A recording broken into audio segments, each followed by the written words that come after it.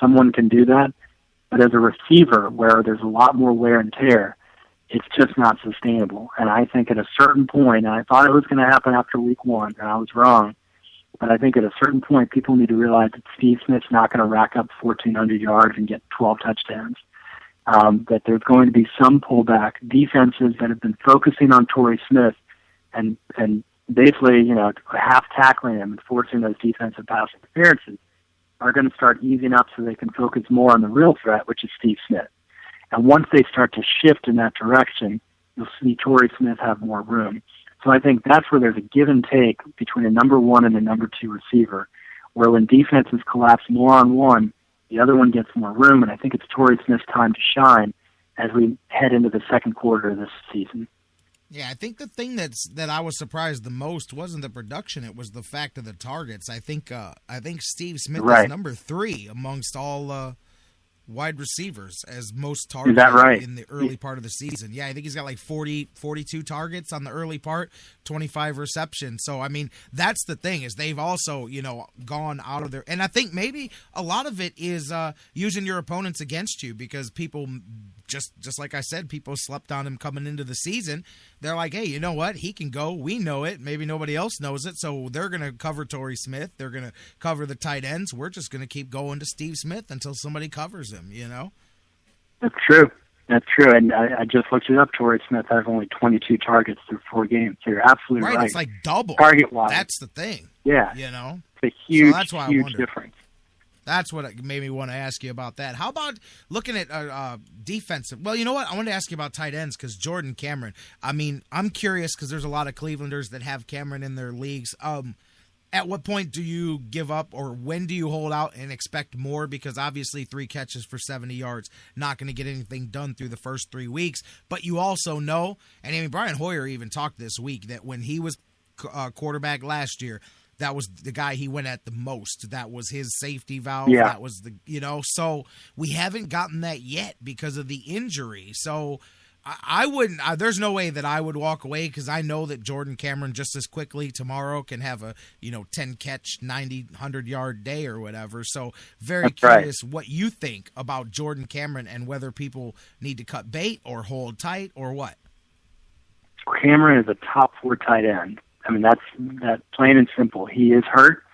People who have injuries tend to, they're not going to play at their best.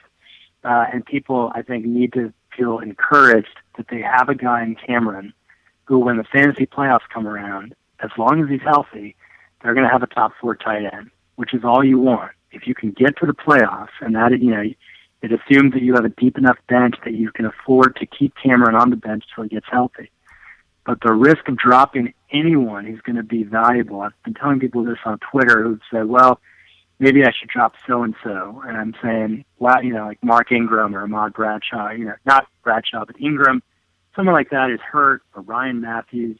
And I'm saying, man, don't you want to start them in the fantasy playoffs? I mean, that's when you need to bring your A game. And if you're dropping some of your best players now because they're hurt, you're missing the boat because the chances of getting a guy on waivers who's going to be as good or better as that player by the fantasy playoffs is slim.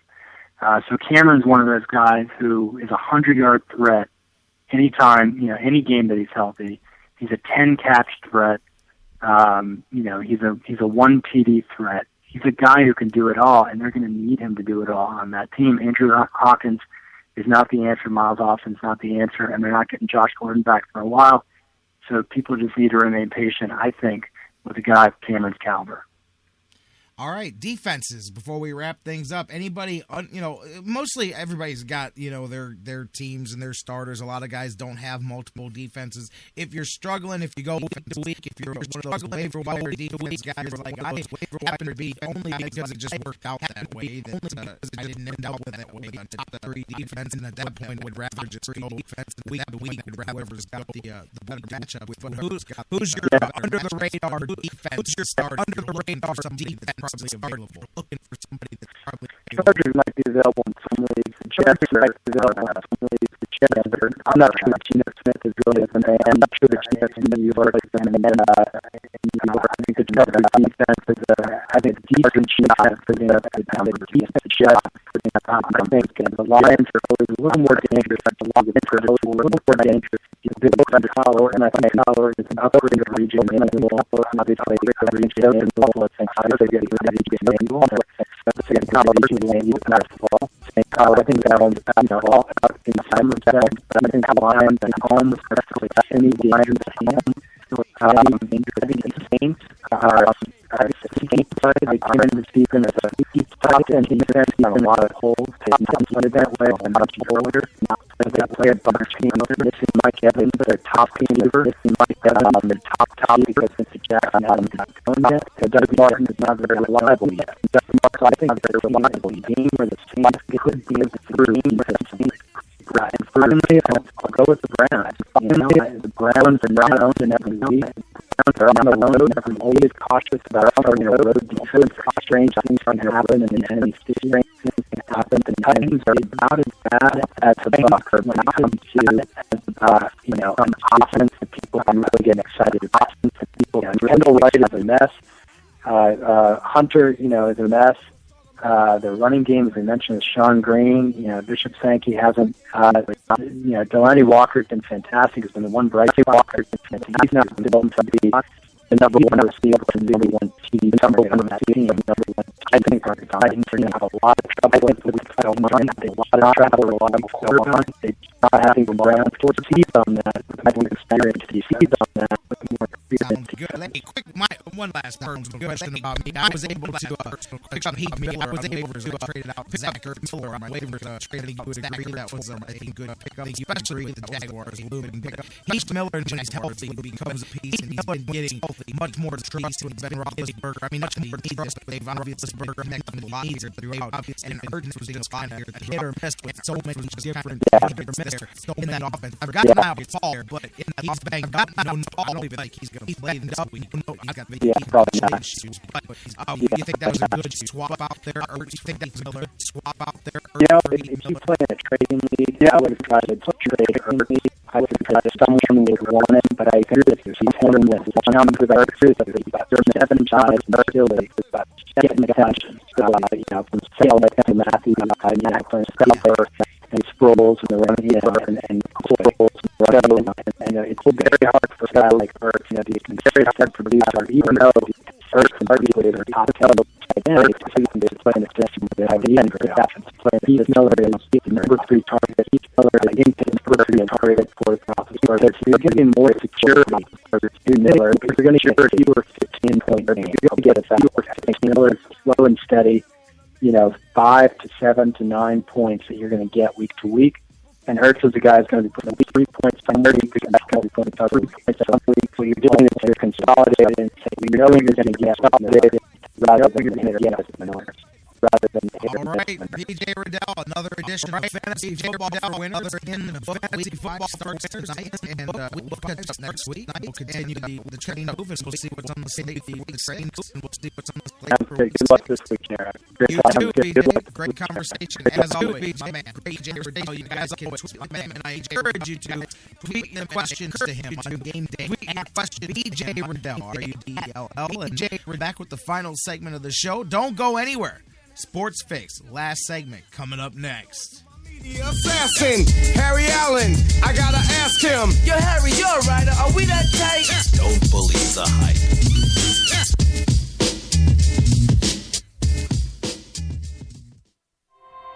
There's something kind of about a kid that's never played baseball. Throwing you the best sports commentary in town. The Sports Fix. It's an addiction. The Sports Fix. We'll be right back. Portions of the Sports Fix brought to you by Quick Lane at Valley Ford Truck, home of the low price tire guarantee. QuickLane.com/Valley Ford Truck. There's heritage, and then there's birthright. The passing down of important things. We're talking about something deeper than nostalgia. We are proud. The C is for Cleveland and courage and comeback. No matter who we are before, when we put it on, we stand on common ground. This season, it's about unfinished business. Get ready. Here comes the Tribe. Let's talk about the X's and O's of family entertainment. Every parent in Ohio knows the importance of being able to draw up an activity that'll get you out of the house for a couple of hours. But it needs to be affordable. It needs to be family-friendly. Above all, it needs to be fun. Now, let's talk about high school sports. Bang for your buck, school sports provide the perfect game plan for your family. You'll enjoy all of the drama and excitement competitive sports offer. You'll be supporting the future leaders of our community in a meaningful way. Best of all, you can take the entire family without breaking the bank. Heck, you won't even dent it. Now, enough chalk talk. Let's get out there and see what's playing at the high school in your community. School sports. Good for our kids, good for our community. This message presented by the Ohio High School Athletic Association and the Ohio Interscholastic Athletic Administrators Association. This is Josh Tomlin of the Cleveland Indians, and you're listening to the Sports Fix. Hold it now. Oh! Come on, come on.